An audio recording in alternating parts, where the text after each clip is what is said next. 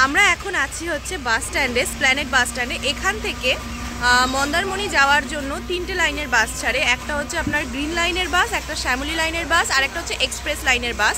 তো আমরা নিয়েছি হচ্ছে গ্রিন লাইনের বাস, আর শ্যামলী লাইনের বাস সেটা আছে হচ্ছে 8:30টার সময়। তো অনেকটা দেরিতে, ওই জন্য ওটাতে আমরা যাচ্ছি না।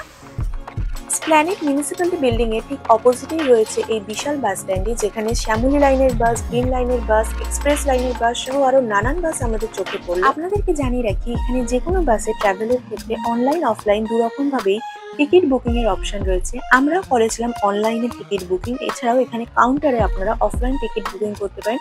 অবশ্যই দুটো বুকিং এর ক্ষেত্রে আপনাদের কিছুটা অ্যাডভান্স বুকিং করতে হবে, কারণ এখানে সিট কিন্তু খুব তাড়াতাড়ি রিজার্ভ হয়। অনলাইনে বিভিন্ন ওয়েবসাইট থেকে আপনারা এদের টিকিট বুক করতে পারেন, যেরকম গোআইভিভো, মেক মাই ট্রিপ, পেটিএম, রেড বাস। এছাড়াও এদের অফিসিয়াল ওয়েবসাইট থেকেও কিন্তু অনলাইন টিকিট বুক করা যায়। আমাদের পার হেড পড়েছিল 390 টাকা করে, তবে এটা কিন্তু সিজন ওয়াইজ ভ্যারি করে। আমাদের এই জার্নিতে ফার্স্ট আর একমাত্র স্টপেজ হচ্ছে কোলাঘাট। এখানে বাস 15 মিনিট দাঁড়াবে, আর এখানে এই সামনে রেস্টুরেন্ট আছে। এখানে ফ্রেশ হওয়ার, খাওয়া দাওয়ার টুকটাক আয়োজন অ্যারেঞ্জমেন্ট আছে। হালকা ফুলকা ব্রেকফাস্ট সেরে আমরা আবার রওনা হয়ে গেলাম আমাদের গন্তব্যস্থলের উদ্দেশ্যে। এই গ্রিন লাইনের বাসটা কিন্তু সম্পূর্ণ যাবে নিউ দীঘা পর্যন্ত।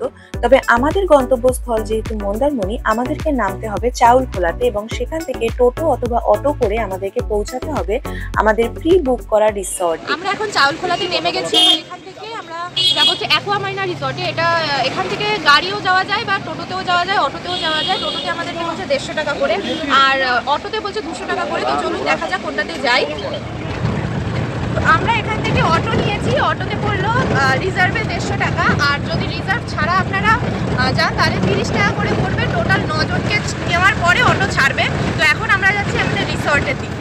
অটো বুক করে আমরা চললাম আমাদের রিসর্টের দিকে। আপনাদেরকে জানিয়ে রাখি, যারা অলরেডি বুকিং না করে আসছেন তাদের কোনো ভয় পাওয়ার কারণ নেই, কারণ অটো করে কিছু দূর এগোলেই আপনারা সমুদ্র সৈকতের ধার ঘাসা অনেক হোটেল এবং রিসর্ট দেখতে পাবেন, যেখানে আপনারা নিজেদের মতো করে রুম দেখে রুম তখনই বুক করতে পারেন।